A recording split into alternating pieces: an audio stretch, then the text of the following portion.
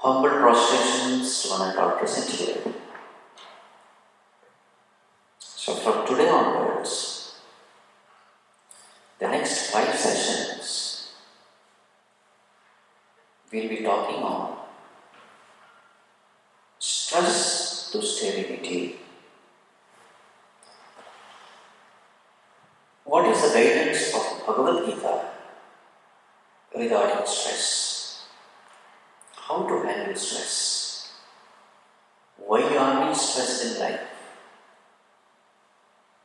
What are the time-tested solutions in handling various types of stress? And if you have any other topics in mind, you can just speak to me after the talk, I can include it in the following days.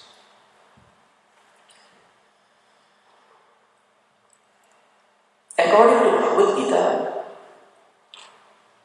what is intelligent living? When can we say that we are intelligently living our life? So there's a term, there's a definition of yoga which says Samatvam Yoga Uchyate. Equality of mind is yoga. So how do we know whether we are living intelligently or unintelligently? Definition is very simple. Throughout the day, what is the state of your mind? Is the mind peaceful or disturbed? If the mind is disturbed, know for sure we are living an unintelligent life. Is the mind peaceful throughout the day? Then you are truly blessed, you are living an intelligent life.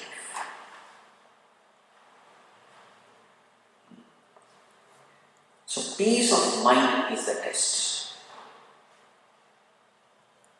Because there is a law in this world. What is the law? As the thoughts, so will be the state of the mind. What kind of thoughts are we entertaining? Accordingly will be the state of our mind. If the thoughts are negative, mind will be disturbed. If the thoughts are good, if our thinking is right, then the mind will be peaceful. This is the law. So if we find that our mind is disturbed, know for sure that there is some problem with our thinking. Thinking is erroneous. Whatever be the kind of disturbance, tension, worry, anxiety, stress, boredom, loneliness, any disturbance of mind cannot be justified. Any disturbance of the mind cannot be justified. Just like any pain in the body cannot be justified. What is the proof that you are having a healthy body? The proof is you are not even aware that there is a body. Yes or no? Yes. The moment there is some pain, understand there is some problem. Pain is the indication that there is some problem with the body. In the same way, disturbance of the mind is the indication that our thinking is not right. So then what should we do? The solution is simple. Develop right thinking. Is the audio clear? Yes. So the whole of Bhagavad Gita is nothing but this. Asking us to develop right thinking. This is the whole of Bhagavad Gita. There's a beautiful quote which says, beware of your thought because they become your words. Beware of your words because they become your actions. Beware of your actions because they become your habits. Beware of your habits because they become your character. Beware of your character because ultimately they determine your destiny. So everything starts from thoughts. Thoughts, words, deeds. Now the question is, what determines the thoughts? So then we say, right, the understanding about life determines the thought. what we think depends on what is our understanding about life.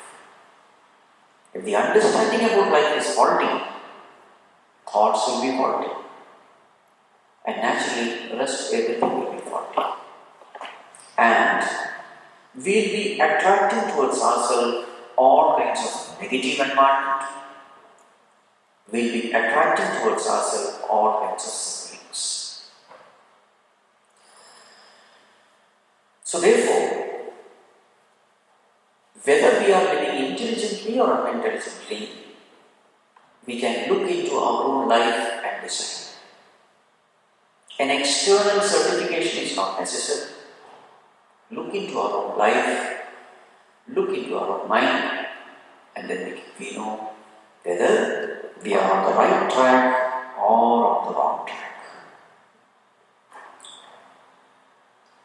Today we have some problem with the audio. Tomorrow we'll set it right. Today, please bear with us.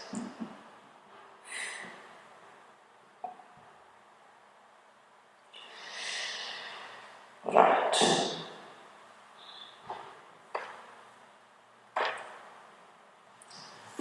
So, what is the expression of a person who is intelligently living his life?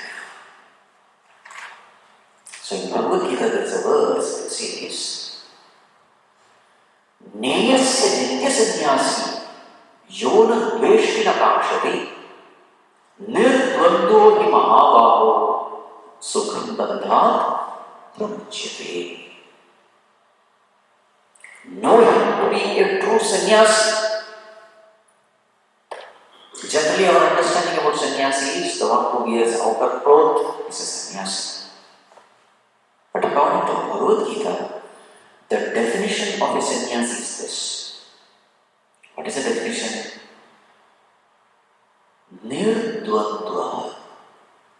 The one who can keep the mind peaceful at all times. Challenges from life keep coming.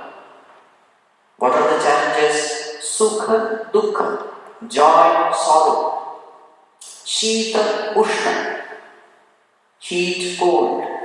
These are all the pairs of opposites from life. Maana, Apamana, honor, dishonor. Ninda, stuti, praise, criticism. The world will keep on throwing the pairs of opposites to us. But then the one who keeps the mind peaceful at all times, not getting disturbed by the ups and downs of life, such a person is called a wise man, an intelligent person. Naturally, who is an unintelligent person? Just the reverse. When conducive environment, when everything is going fine, I am happy, excited, cheerful. But when calamity strikes, then I become disturbed. Such a person is called a samsari, a worldly person. The one whose mind is affected by the changes of the world, ups and downs of the world, such a person is called a worldly person. And the one whose mind is always peaceful, irrespective of the ups and downs of life, such a person is called a spiritual person, according to Bhagavad Gita. And such a person is called a true sannyasi. You see? So throughout Bhagavad Gita, the request of Bhagavan is only this: be an internal sannyasi. The one whose mind is all the time peaceful, irrespective of the outer circumstances. This is the meaning Samatvam Yoga Uchyate. We must have a shock absorber in our heart. Shocks will keep coming from the world. But the question is, are we affected by these shocks? When we are traveling in a very good vehicle with good shock absorbers, what happens? The roads may have humps, potholes, all kinds of problematic road, but the person who is sitting inside a car with a good shock absorber, he doesn't feel the shock because all the shocks are absorbed by the shock absorber. In the same way, world will be full of troubles, full of problems. You can't change this world. But how much of these problematics, how much of these problems from this problematic world you are allowing into your mind to get disturbed? This is the question. So, a person who practices spirituality in the spirit, a person who practices Bhagavad Gita in the true spirit. Bhagavad Gita is basically the essence of all the scriptures. So one who follows this path, this is the ability that person needs. What is the ability? The ability to remain peaceful at all times. And we always find that when the mind is peaceful, we are at our best. And when the mind is disturbed, we are at our worst. We may be a person with great talents, abilities, fine. But those abilities and talents can come out and attain full expression in the world only when the mind is peaceful. How to keep that mind peaceful is a challenge, and that is what Bhagavad Gita advises us to do, trains us to do. Many times people have a lot of wrong notion about spirituality. What are the wrong notion? According to them, spirituality means you should be able to exhibit supernatural powers. These are all the wrong notions in the society. Right? What is the proof that you are growing in spirituality? Swamiji, I am able to read the mind of somebody. That is not the purpose. Or I must be able to bring out something from the thin air. No. Spirituality has nothing to do with all this. Spirituality is all about making the disturbed mind peaceful. And that is why this knowledge is absolutely essential for all of us. The Maha Mantra of this world is, if I am disturbed, I am wrong. What is our equation? If I am disturbed, somebody is wrong. Isn't it? My husband is wrong. My wife is wrong. My in-laws are wrong. The ruler is wrong. Politicians are wrong. No, government is wrong. No. In spirituality, the Maha Mantra is this: if I am disturbed, I am wrong. Somewhere I have to make the correction. Because this world is perfect. This world is perfect because it is in the hands of a perfect God. What is the nature of God? Omniscient, omnipresent, omnipotent. Such a God is taking care of this world.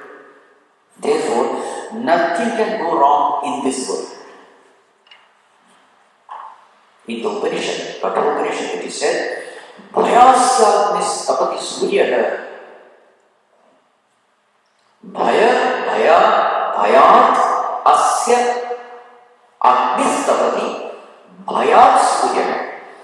Bhayat indrasya vayusya mrityurdhavati panchamaha. Kathopanishad says, out of his fear, the sun is functioning, the rivers are flowing, all the cosmic functionings are happening out of fear of Him, the Supreme Lord. So therefore, as far as the cosmos is concerned, it is perfect. Cosmic functionings are perfect. There was never a case when sun forgot to rise. Isn't it? Millions and billions of years sun has been rising. Everything is fine in this cosmos. If there is something which is not perfect, it is me. So, stress, disturbance of the mind, all the negative emotions of the mind, it is an expression of our disharmonious way of thinking and behaving in this cosmos. It's an indication that somewhere we are wrong and some correction has to be done in our way of thinking. So, in the beginning itself, let me point out the whole of these 5 sessions which we are going to have, it is all about self-reformation. It is not about world reformation. Many people think because we are in a troubled world, we are disturbed. Sorry. This world is perfect. Everything in this world is perfect. If we are disturbed, somewhere we have committed a mistake. The whole of Bhagavad Gita says, you change. And automatically the world around you will change. Exactly like when I am looking at a mirror and when I see a sad face, whom should we blame? I am looking at a mirror and I am seeing a sad face. Whom should we blame? Mirror is not good. That's why I am looking sad. No. You become cheerful and the reflection will always reflect that cheerfulness, isn't it? In the same way, the world is only a reflection of our mind. This is the whole fundamental of spirituality. When we don't have right understanding, we try to transform the people around us. We try to change the situation around us. But when we have the right understanding, we come to know that the problem is not with the world, the problem is with me. Because what is the content of Bhagavad Gita? How to face the challenges of life. This is the content. So when should you study? When should you gain the knowledge of facing the challenge of life? Before facing the challenge or after facing the challenge? When everything is over. So at a very young age itself, such scripture should be studied. Because it gives right understanding about life. Now, what is the proof that we are truly evolving spiritually? What is the proof? After the study of the scriptures, what is the proof that we are evolving spiritually? So there is a test. What is that test called? FIR test.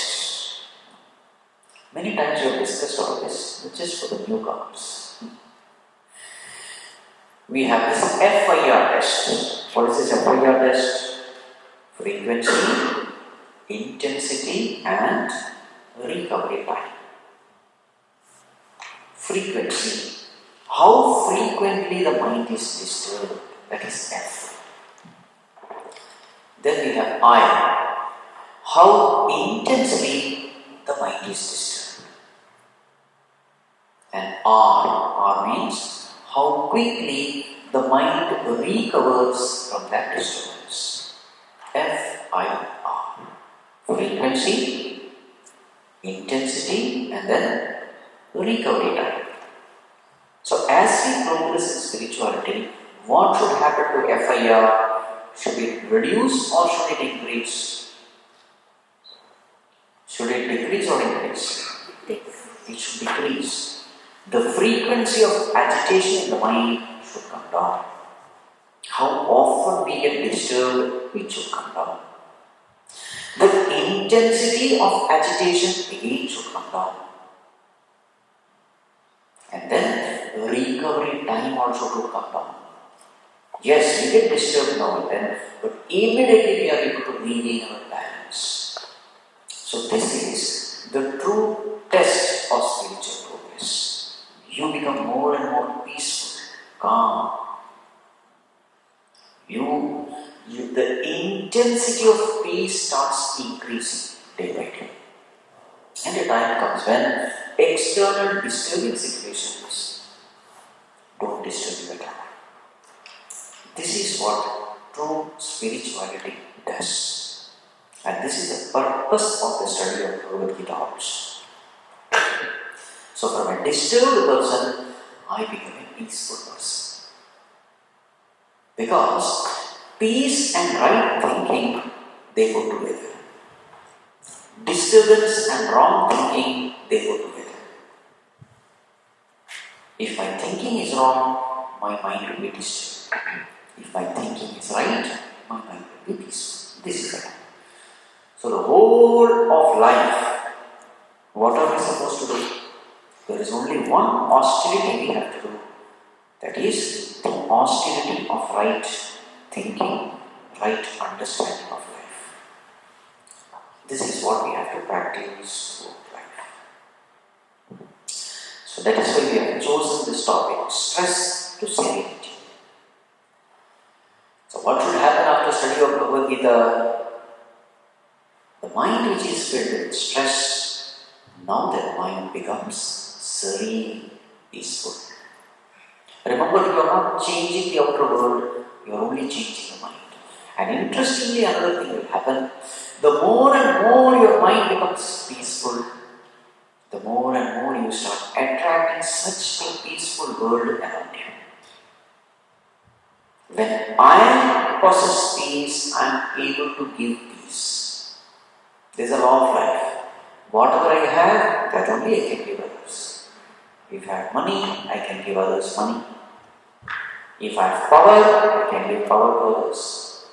And if I am disturbed, what will I give others? I will give only disturbance to others. But if I am peaceful, automatically whoever comes into my life, they also go back peaceful. The greatest treasure in this world is peace. Everybody is craving for peace. So this is a true sign of spiritual progress. What is the true sign? You become more and more peaceful person, contented person, virtuous person, cheerful person. All the values automatically emerge in a person who is practicing spirituality. Right. Now with this introduction, let us enter into the topic.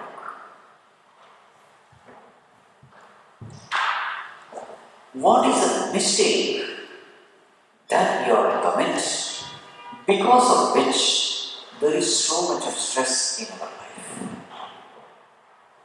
That also we must understand. What is the mistake we commit in life because of which there is so much of stress? So let us start from the fundamentals of life. What is that we want in this world? We all want peace and happiness. Yes or no? Yes. We are working for peace. We are working for happiness. Now, what is our equation of happiness? What is our equation of happiness? Work hard, get the desired result, be happy. This is our equation. Work hard, get your desires fulfilled, and be happy. This equation we have found because we have always found in our life that whenever our desires are fulfilled, we are happy. Whenever we have found our desires fulfilled, we found happiness. So therefore, we come to this conclusion that desire fulfillment equal to happiness.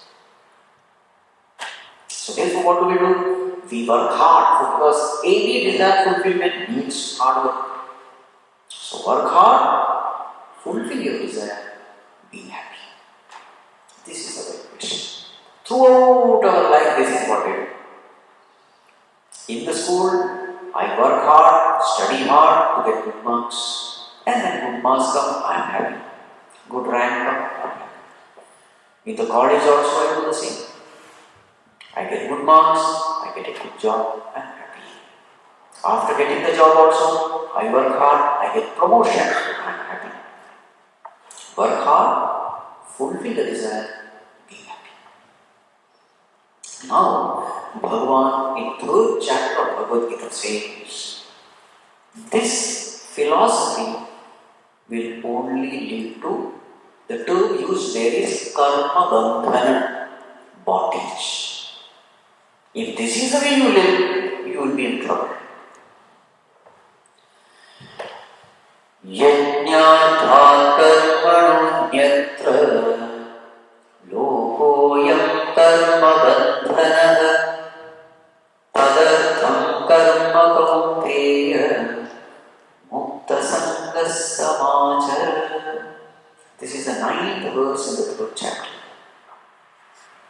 The Lord says, any action done without the attitude of yajna will create bondage. This is called as karma bandhana. So first we will be discussing the problem and then we will discuss the solution. Just like, what is the first thing which a doctor does? First is not prescription of medicine. First is diagnosis of the disease. Once you know which disease, then the medicine is prescribed. In the same way, we must know where we are going wrong, because of which we are stressed today. Where is this stress coming from? This has to be understood. So here, Bhagavan says that when actions are done just to fulfill the desire, it will lead to karma bandhana. This is the term used there.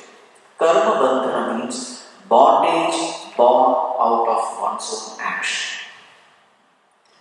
So first, we have to analyze what is bondage. What is the definition of bondage? Bondage is that where we do not feel any freedom. We do not experience freedom. That is bondage. We become dependent. That is bondage. Lack of freedom is bondage. Dependence is bondage. For example, a person who is tied down to a pole, what will he experience? Such a person who is tied down to the pole will experience bondage. He cannot move free. So this we call it physical bondage. Now, Bhagavad Gita is discussing something called as psychological bondage. Psychological bondage means what? At the mind level, there is a bondage. This is called as karma bandhana. Bondage experienced at the mind through our actions. Bondage created by your action, experienced at our mind level. So let us see how it comes. So what is our equation of happiness? Work hard, fulfill the desire, and be happy. This is our equation of happiness. Now, this equation has certain flaws. That's what we are going to discuss. Which leads to stress. So what is the defect with this equation? Number one, in this world, everything is uncertain. You may work hard for something, but there is no guarantee that you will get it. Yes or no? Yes. So then, you are working hard. You don't know whether you will get it or not. So then what kind of emotion will you go through? The emotion of stress. Will I get it or not? Will I succeed or not? There is stress. You can't avoid it. And the intensity of stress will be directly proportional to your desire. Yes or no?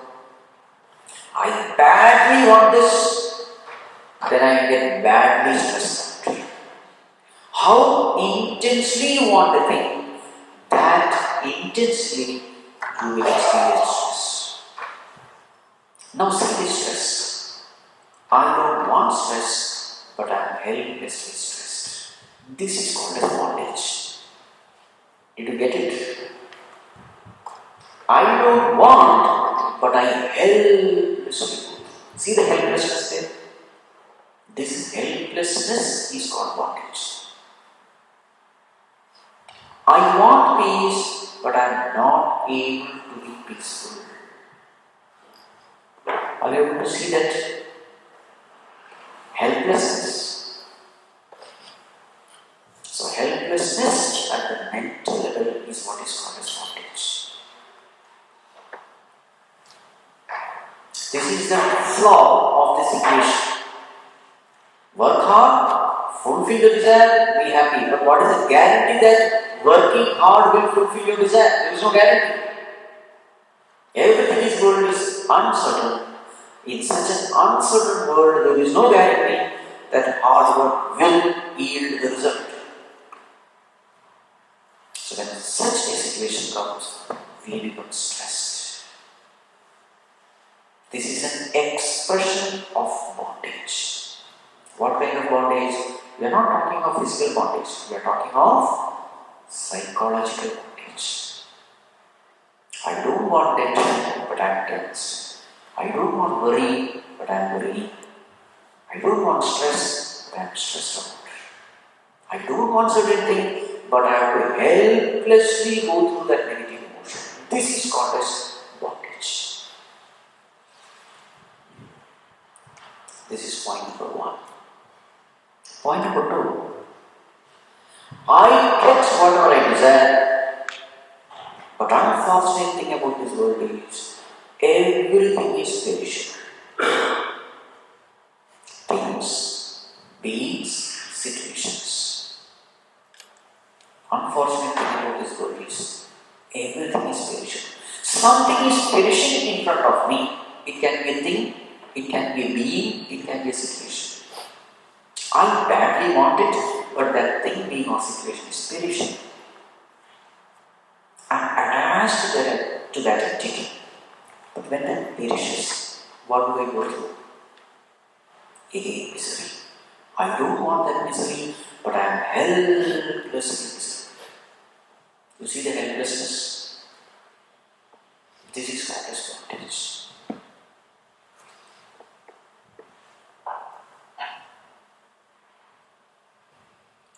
Yajnarthat karmananyatra lokoyam karmabandhanaha. Now, there is a third type of bondage. It is called as bondage due to addiction. Suppose I am addicted to tea or coffee. That is also bondage. If tea is there, I am happy. If there is no tea, I am miserable. Slavery. Bondage means what? Slavery. But how did this slavery come into existence? This addiction. So there is a cycle. First, I interact with that sense object, number one. Then there is sukha. I like it. Then I get attached to it. Then based on attachment, I really perform action. So in Sanskrit, first I will tell you. First is karma. Second is karma phala. As a result of karma phala, let us say sukha. It gives me joy. As a result of sukha comes raga. I become attached to it. Out of attachment, I again perform action. Karma, karma phala, sukha dukkha, raga dvesha, again raga dvesha pranita karma. When I go on doing action based on my likes and dislikes, slowly a time comes and I am completely attached to that sense objects. Attachment is addiction. Addiction is here. You see, this equation appears to be so flawless, innocent equation. Work hard, fulfill the desire, be happy. This equation appears to be flawless, but it is full of flaws. Any person who is following this equation will be in trouble sooner or later. Trouble means what? That person will go through psychological problems. Tension, worry, anxiety, stress. You can't avoid it. So naturally, a question will come, where did we go wrong? This equation appeared to be so fine. Work hard, get your result, fulfill your desires, be happy. What is wrong with this equation? So here, Bhagavan uses the word yajna. We have to understand what it means. You see, let us start from the scratch. How many factors are needed to survive on this planet, to exist on this planet, to live on this planet? This is how the spirituality analysis has to be done in spiritual field. How many factors are needed? Food is needed, clothing is needed, shelter is needed. And when we start analyzing, we find there are infinite number of factors. Right temperature is needed, right humidity is needed, right gravity is needed, right distance from sun and earth that is needed, right speed of rotation. There are so many factors responsible for each and every one of us to be alive on this planet. These are all the external factors. What about the internal factors? Liver has to function, kidney has to function, so many physiological function has to happen. So many cells have to perform their duty. So internally also infinite factors, externally also infinite factors. All these factors have to come together, only then we can be alive on this planet. Now the question is, how many factors is in our control? Not even one factor is in our control. Isn't it? How am I alive? I don't know. So many factors come together, therefore I am alive. Even if one factor is not there, life would be impossible on this planet. In such a world we are living. So then we have to say, life doesn't belong to us, it is a gift from God. Now infinite factors coming together intelligently, you cannot say that it happened as an accident. No accidents happen in this. Infinite factors coming together and making life possible. It is impossible to conceive. So definitely there is an intelligent principle who is bringing all these factors together. So that intelligent principle we call God.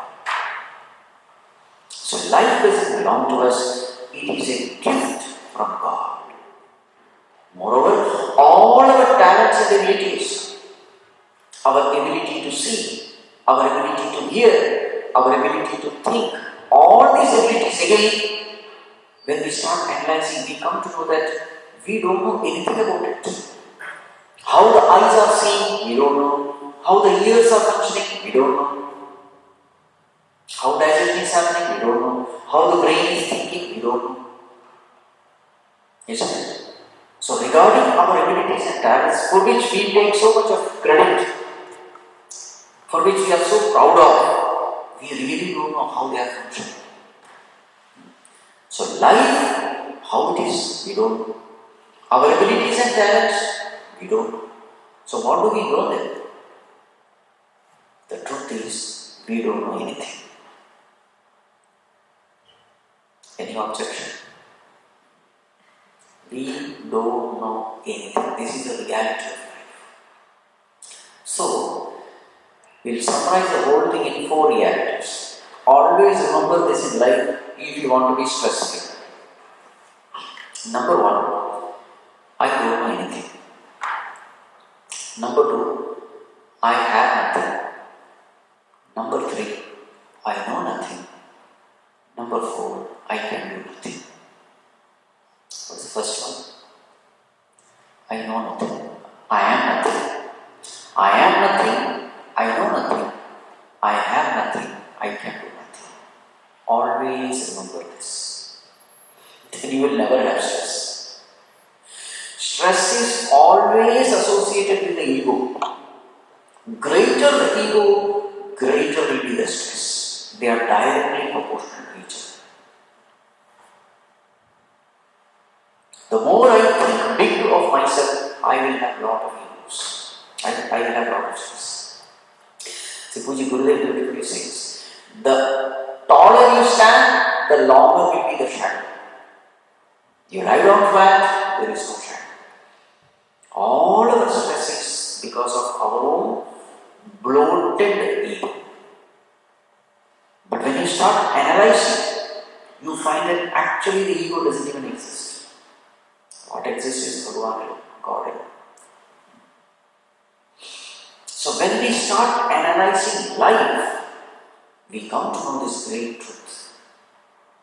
Life doesn't belong to me. The abilities doesn't belong. How this finger is moving, I don't know. Yes, this ability to move these fingers, yes. But how are they moving? I don't know. How am I thinking? The reality is so plain and clear. But we want to escape from this reality. So the first step in spirituality is not to say that I am infinite, I am immortal, I am Brahman. That is not the first step. The first step is saying, "O Lord, I am nothing. I am nothing. I know nothing. I have nothing. I can do nothing." If you can remain at this, if these words can come truly from the depth of your heart, you will find that you will be completely stress-free. Because you are walking the path of truth. This is a reality. And when you start walking the path of reality, you start experiencing peace also.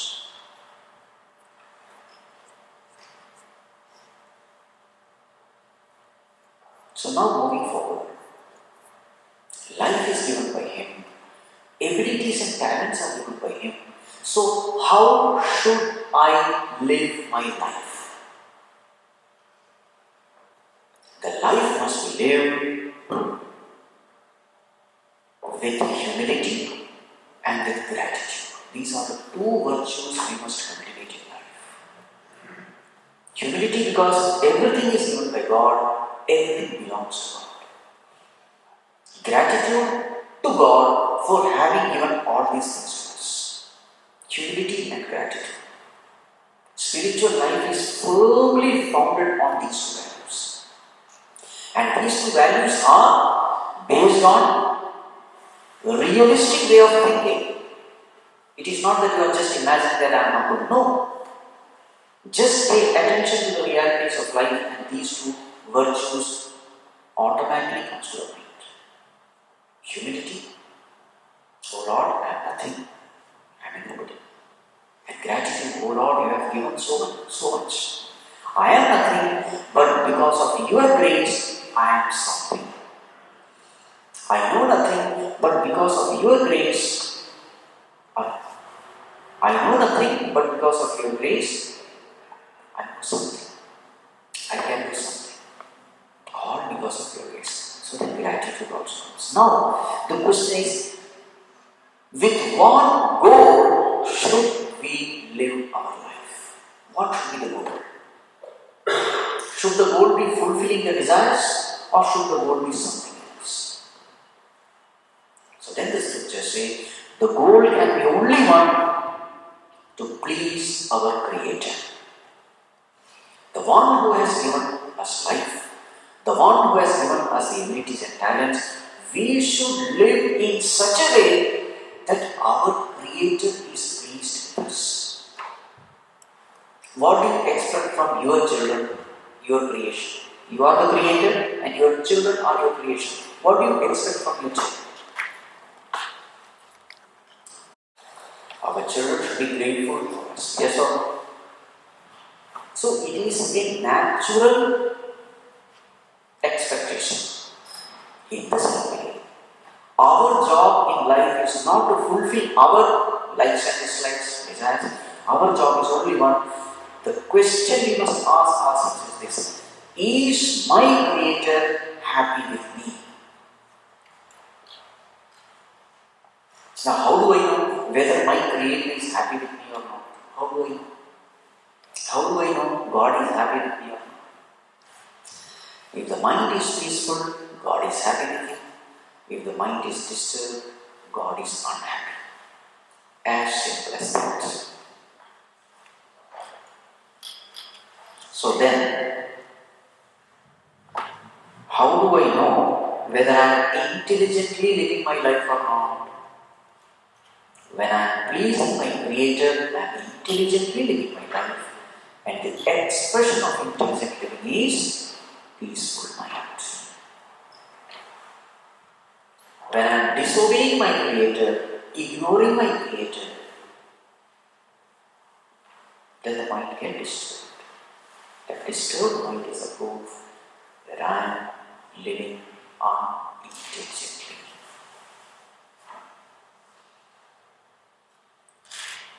So the sum and substance of the whole discussion is, I have only one job in my life to do. What is it? To please my Creator. To make my Creator happy. And once you are in tune with your Creator, once we are in tune with our God, all problems just disappear. Because they are all imaginations. Whatever challenges come to our life, that Lord empowers us to fulfill those challenges. This is what happens. Once I am in tune with my Creator, who is omniscient, omnipotent, omnipresent, the one who has created the whole world, once I am in tune with Him, He will ensure that I am able to fulfill my duties and responsibilities beautifully well. So then there is a need of stress. He gives responsibility and He empowers me to fulfill my responsibility. Then what is the need of stress? Such a mind becomes peaceful. So throughout Bhagavad Gita, if there is one loving advice given by the Lord, throughout Bhagavad Gita in 18 chapters, if there is one loving advice, that is, Arjuna, surrender to me. Come to me. And the promise given is, whatever your problems are, I will take care of it. It is my responsibility. Ananyas chintayanto mam yejana paryupasate tesham nityabhyutana udakshanam. Those people who fix their attention on me, it is my responsibility to take care of their welfare and well-being. Majjutta sarvadurgani mat prasadat karishisi. By my grace, Arjuna, you shall overcome all problems. Sarvadharman parityajya mamekam sharanam vraja. Aham tva sarvapapebhyo mokshayishyami ma shucha. Don't grieve, surrender to me. Forget all other duties. Remember me. This is your greatest duty. To remember me. Never to forget me. Once you do it, then I will free you from all sins. I will free you from all kinds of disturbances. So this is the promise of the Lord. And interestingly, the same message is there in all the scriptures of all religions. With the same message. There is no Hindu God, Christian God, Muslim God. There is only one God.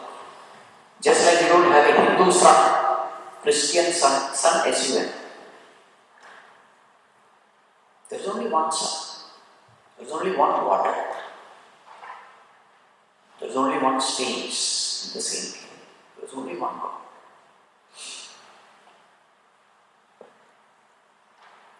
So the message is the same in all scriptures. Surrender unto me. So today why are we stressed? Somewhere we have forgotten our Creator. We have ignored Him. You will always find this. The more and more a person lives a life divorced from God, the more and more that person becomes miserable. When you walk away from light, where are you walking? Towards what are you walking? Darkness. Because other than light, there is only darkness. There is no third entity. In the same way, when you are going away from God, I am atheist, I don't believe in God. Show me where is God. You show me, then I will believe. you are childish. There are so many things which you cannot see through your senses. For example, your own mind. Can you show your mind? That doesn't mean that you don't have a mind. No. Mind is thoughts are. The subtler a thing, more difficult it becomes to perceive through the sense organs. All these topics we will discuss later.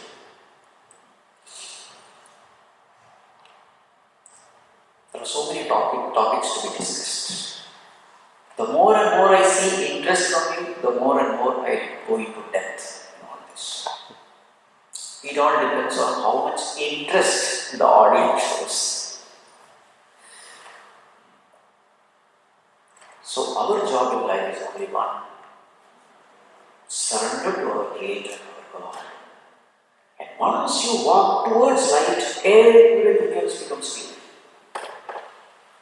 Once everything is clear, there is no stress, there is no tension, there is no worry, there is peace, there is contentment, there is joy. You beautifully handle situations in life. This is what happens when spirituality enters into our life. Time is up, so more of it we will see tomorrow. So tomorrow we will start at 7 o'clock and we will set this audio system. Alright. We will get it from you now. We have a new system.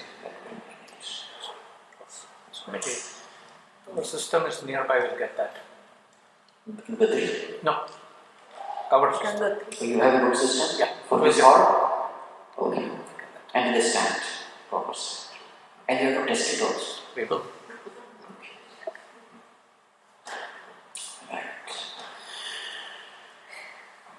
Jaya Jaya Rama Janaki Rama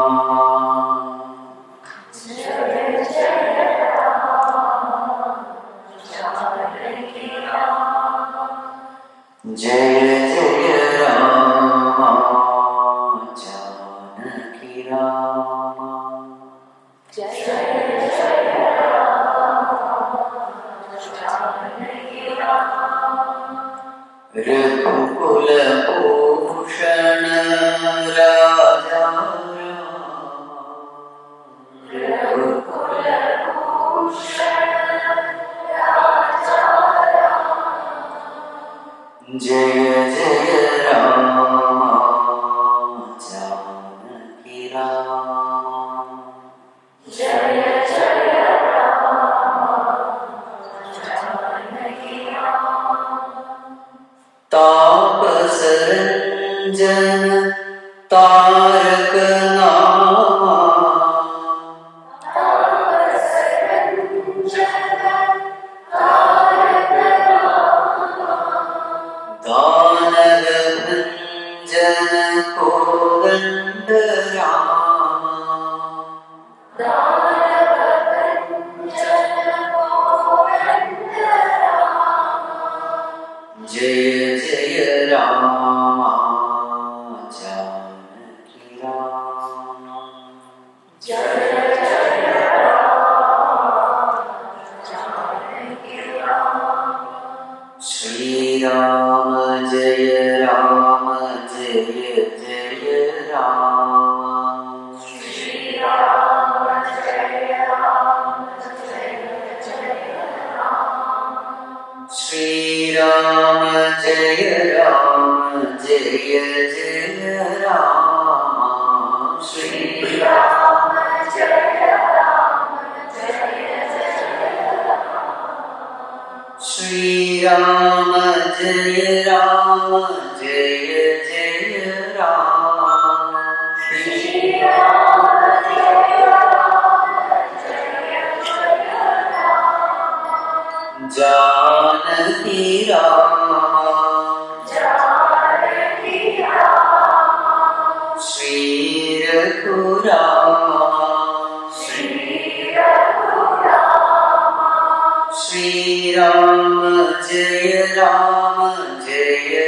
Jaya Rama Shri Rama Jaya Rama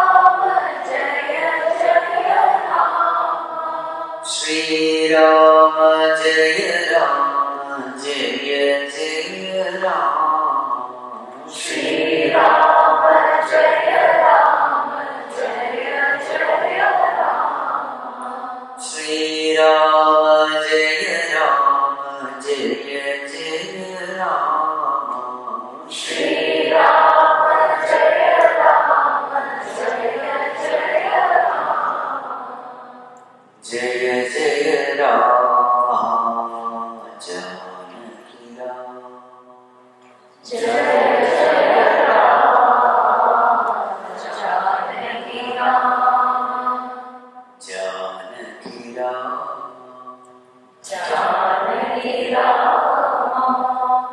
Om Sarve Bhavantu Sukhinah, Sarve Santu Nirayah, Sarve Bhadrani Pashyantu, Ma Kasyat Durgabhave, Asato Ma Satgamaya, Tamaso Ma Jyotirgamaya, Mrityorma Amritam Gamaya. Om Namaha Purnamidam Purnat Purnamudachyate Purnasya Purnamadaya Purnamevavasishyate. Om Shanti Shanti Shanti. Hari Om Shri Gurubhyo Namaha. Hari Om.